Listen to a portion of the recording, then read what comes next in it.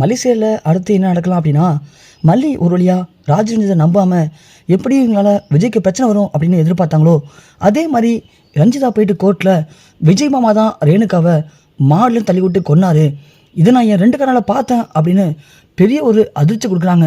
விஜய், அடி பாவி, நான் தள்ளி விட்டேனா? ரஞ்சிதா, உனக்கு கொஞ்சமாவது மனசாட்சி இருக்கா?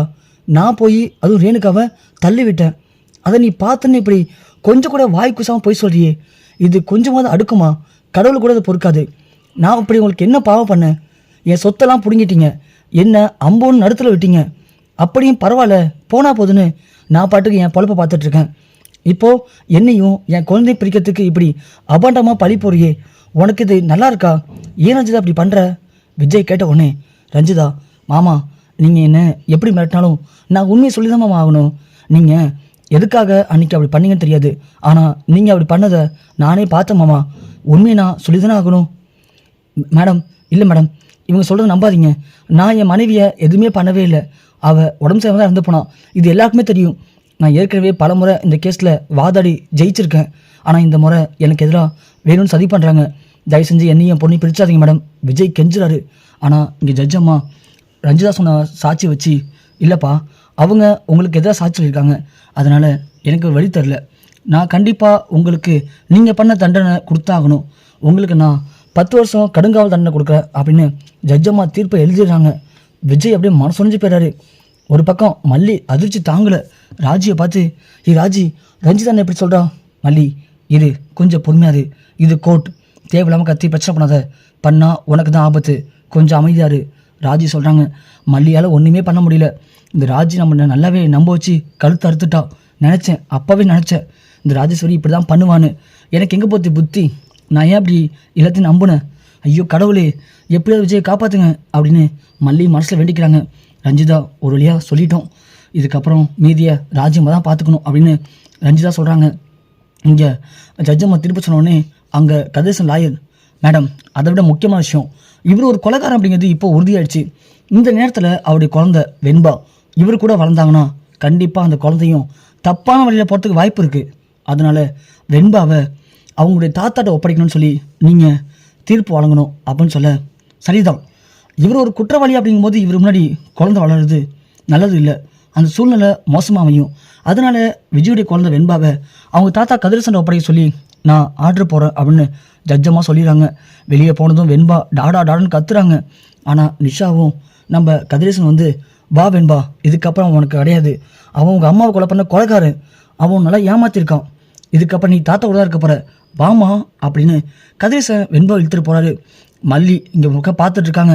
விஜய், வெண்பா வெண்பா என்னை மன்னிச்சிருமா, வெண்பா அப்பா கொலைக்காரன் இல்லைம்மா, அம்மா ஒன்றும் பண்ணலாமா, அப்பா என்னை மன்னிச்சிருமா வெண்பா அப்படின்னு கத்திக்கிட்டு விஜய் ஜெயிலுக்கும் போகிறாரு.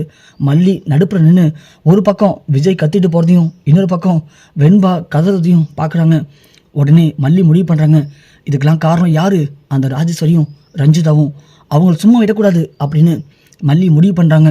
நேராக போகிறாங்க, கடையில் போய் பெட்ரோல் வாங்குறாங்க. வாங்கிக்கிட்டு நேராக ராஜேஸ்வரி வீட்டுக்கு போகிறாங்க. பார்த்தா ராஜேஸ்வரி அங்கே ரஞ்சிதா கூட சந்தோஷமாக இருக்காங்க. ரஞ்சிதா, நீ சொன்ன ஒரு வார்த்தையால் பாரு நமக்கு இப்போ எத்தனை கோடி கிடச்சிருக்கு பாரு அப்படின்னு 2 பேரும் ஹாப்பியாக இருக்காங்க. ரஞ்சிதா ராஜியை பார்த்து, ராஜுமா, நீங்கள் சொன்னீங்கன்னு தான் நான் அப்படி சொன்னேன், நீங்கள் சொன்ன மாதிரி என்ன விஜயமா கூட சேர்த்து வச்சுருங்களே, என்ன ரஞ்சிதா அப்படி கேட்டுட்ட? கண்டிப்பாக நான் உன்னைய விஜய் கூட சேர்த்து வைப்பேன், புரியுதா? ஒன்றும் பயப்படாத அப்படின்னு சொல்ல, மல்லி, என்னடி பயப்படாதீங்க, என்ன பயப்படாத, உங்களை எவ்வளோ நம்பினேன், கடைசியில் நம்ப வச்சு கழுத்து அத்துட்டீங்களே, நான் உங்கள்கிட்ட அப்படி என்ன கேட்டேன்?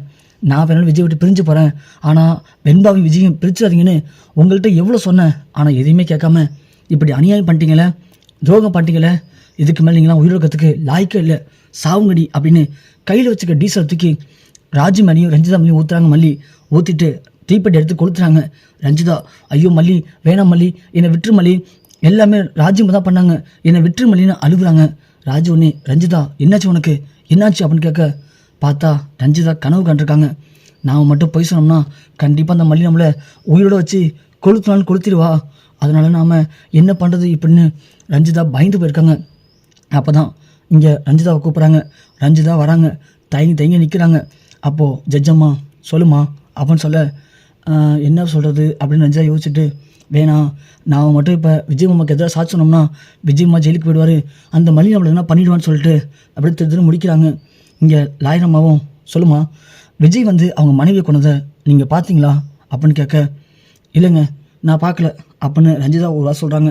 சொன்ன உடனே டோட்டலாக இங்கே கேஸு அப்செட் ஆகிடுது. அது மட்டும் இல்லாமல் இங்கே கதிரேசன் ரஞ்சியை பார்த்து முறைக்கிறாரு. உடனே ரஞ்சிதா என்ன பண்ண தெரியல, ரஞ்சிதாவை பார்த்து ராஜியும் முறைக்கிறாங்க. சொல்லுடின்னு சொல்லும்போது, வக்கீல் மேடம், அம்மா ரஞ்சிதா நான் என்ன கேட்கணும் ஒன்று புரியுதா, விஜய் வந்து அவங்க மனைவி ரேணுக்காவை தள்ளி விட்டு கொண்டு நீங்கள் பார்த்தீங்களா இல்லையா? ரஞ்சிதா உடனே, ஆமாம் நான் பார்த்தேன், விஜய் மாமா தான் ரேணுக்காவை தள்ளி விட்டாங்க கொன்னாங்க அப்படின்னு ரஞ்சிதா சொல்கிறாங்க. உடனே விஜய்க்கு ஒன்றுமே புரியல. உடனே ஜட்ஜம்மாவும், அப்போது விஜய் பண்ண கொலை குற்றம் கன்ஃபார்ம் ஆயிடுச்சு, அதனால் அவருக்கு அப்படின்னு சொல்லும்போது மல்லி எதிர்ச்சி, போதும் நிப்பாட்டுங்க மேடம், நானும் பொறுமையாக பார்த்துட்டு இருந்தா இந்த ரஞ்சிதா ரொம்ப ஓவராக பண்ணிகிட்டு இருக்கா, விஜய் எந்த கொலையும் பண்ணலை அப்படின்னு மல்லி சொல்கிறாங்க. உடனே ஜட்ஜம்மா, யாரும்மா நீனு, எதுக்கு அங்கேருந்து பேசுகிற, எது பேசுனாலும் இங்கேருந்து பேசு அப்படின்னு சொல்கிறாங்க. உடனே மல்லி வராங்க. மேடம் வணக்கம் மேடம், என்னை மன்னிச்சிருங்க குறுக்க பேசுனதுக்கு, நான் வந்து இந்த விஜயோடைய 2வது மனைவி, இவர் அவங்க முதல் மனைவியை ரொம்ப சின்சியராக லவ் பண்ணார், ஆனால் அவங்க இறந்து போனது அவருக்கு பெரிய சோகம்தான், இன்னி கூட நினச்சி கஷ்டப்படுறாரு, ஃபீல் பண்ணுறாரு. அப்படி இருக்கும்போது அவர் அவங்க முதல் மனைவி கொன்னுன்னு சொல்கிறதுலாம் பொய் தான், அது மட்டும் இல்லை இந்த ரஞ்சிதா சொல்கிறது திட்டமிட்ட பொய் மேடம் அப்படின்னு மல்லி சொல்கிறாங்க. ஜட்ஜம்மாவனே, எப்படிம்மா சொல்கிற பொய்ன்னு, அதுக்கு என்ன ஆதாரம் இருக்கு வந்துட்ட? இருக்குது மேடம், என்கிட்ட ஆதாரம் இருக்குது, இதை பாருங்கள் அப்படின்னு கதிரேசன் ராஜுக்கிட்டேயும் ரஞ்சிதா கிட்டேயும் எனக்காக வந்து ஒரு வாட்டி பொய் சாட்சி சொல்லுங்கள், அப்படி சொன்னீங்கன்னா உங்களுக்கு நான் பெரிய டெண்டர் எடுத்து தரேன், அது மூலிமா நீங்கள் பெரிய ப்ராஃபிட் பார்க்கலாம், எனக்கு என் பேர குழந்தை கிடச்சிரும், விஜய் ஜெயிலுக்கு போயிடுவான், எந்த பிரச்சனையும் இருக்காது அப்படின்னு கதிரேசன் ராஜுக்கிட்டையும் ரஞ்சிதா கிட்டேயும் எனக்காக பொய் சாட்சி சொல்லுங்கன்னு சொன்ன விஷயத்த அழகாக வீடியோ எடுத்து வச்சுருக்காங்க ரஞ்சிதாவும் ராஜேஸ்வரியும். அந்த வீடியோவை அவங்களுக்கே தெரியாமல் மல்லி அவங்க ஃபோனில் காப்பி பண்ணியிருக்காங்க. அந்த வீடியோவை தான் ஜட்ஜம்மாட்ட காட்டுறாங்க நம்ம மல்லி. அதை பார்த்த உடனே ஜட்ஜம்மாவுக்கு தெளிவாக புரிஞ்சு போச்சு, இந்த ரஞ்சிதா பொய் சொல்கிறான்னு. ரஞ்சிதாவுக்கு பின்னாடி ராஜேஸ்வரி கதிரேசன் 2 பேர் இருக்காங்க, தெளிவாக பிளான் பண்ணி இந்த விஜயை சிக்க வைக்க பார்க்குறான்னு புரிஞ்சுக்கிட்ட ஜட்ஜம்மா, அடைச்ச நீங்களாம் ஒரு பொம்பளைங்களா, இப்படி திட்டம் போட்டு ஒரு அப்பாவையும் பொண்ணையும் பிரிக்கிறதுக்கு ட்ரை பண்ணுறீங்களே, அதுக்காக காசுக்காக என்ன பண்ணுவீங்களா, நீங்கள் கோர்ட்டையே அவமதிக்க பார்த்துருக்கீங்க, நீங்கள் பண்ண பாவத்துக்கு உங்களுக்கு 2 வருஷம் தண்டனை அறிவிக்கிறேன், அதோட விஜய் நல்லவர்னு இந்த கேஸையும் நான் முடிச்சு வைக்கிறேன் அப்படின்னு ஜட்ஜம்மா சொல்கிறாங்க. அது கேட்டு ராஜு ரஞ்சிதா கதிரேசன் 3 பேரும் அதிர்ச்சியாகி நிற்கிறாங்க. விஜய் உடனே மல்லியை பார்த்து கையெடுத்து கும்பிட்றாரு. வெண்பா ஓடி வராங்க, மல்லிமா அப்படின்னு சொல்லிட்டு மல்லி வெண்பா கட்டிப்பிடிச்சு முத்தம் விடுறாங்க. விஜய் கிட்டக்க வந்து ரொம்ப நன்றி மல்லின்னு சொல்லும்போது, என்னை மன்னிச்சிருங்க விஜய், அந்த ராஜி பற்றி கேட்டுட்டு நான் உங்களை விட்டு பிரிஞ்சு போகலான்னு முடிவு பண்ணுது எவ்வளோ பேர் தப்புங்கிறத நான் இப்போ புரிஞ்சுட்டேன், என்னை மன்னிச்சிருங்க விஜய்ன்னு சொல்லும்போது, இல்லை மல்லி நான் தான் உன்ட்ட மன்னிப்பு கேட்கணும், ஏதோ உரிமையில் உன்னை அடிச்சிட்டேன், அன்றைக்கி உன்ட்ட ரொம்ப மோசமானதுக்கிட்டேன், என்னை மன்னிச்சிரு மல்லின்னு சொல்லும்போது, இல்லை விஜய் அது எல்லாமே அந்த ராஜேஸ்வரி பேச்சுக்கிட்டு தான் நான் உங்கள்கிட்ட அப்படி நடந்துக்கிட்டேன், மற்றபடி உங்களை கஷ்டப்படுத்தணும் காயப்படுத்தணும்னு நான் எதுவுமே பண்ணலை, என்னை மன்னிச்சிருங்க விஜய் அப்படின்னு சொல்லி மல்லி சொல்ல விஜய் சொல்ல 2 பேரும் அப்படியே கட்டி பிடிச்சி அன்போட அன்பா அப்படியே அழுகுறாங்க. அதை பார்க்கும்போது வெண்பா, 2 பேரும் அழாதீங்கம்மா, அப்பா அழாதீங்கப்பான்னு சொல்கிறாங்க. அண்ணன் பொண்ணி பார்த்துட்டு விடு வெண்பா, 2 பேரும் அழுது அவங்களுடைய கஷ்டத்தெல்லாம் மறக்கட்டும், அப்போ தான் 2 பேரும் ஒன்றோட ஒன்றா சேருவாங்க அப்படின்னு அண்ணன் பொண்ணி சொல்கிறாங்க.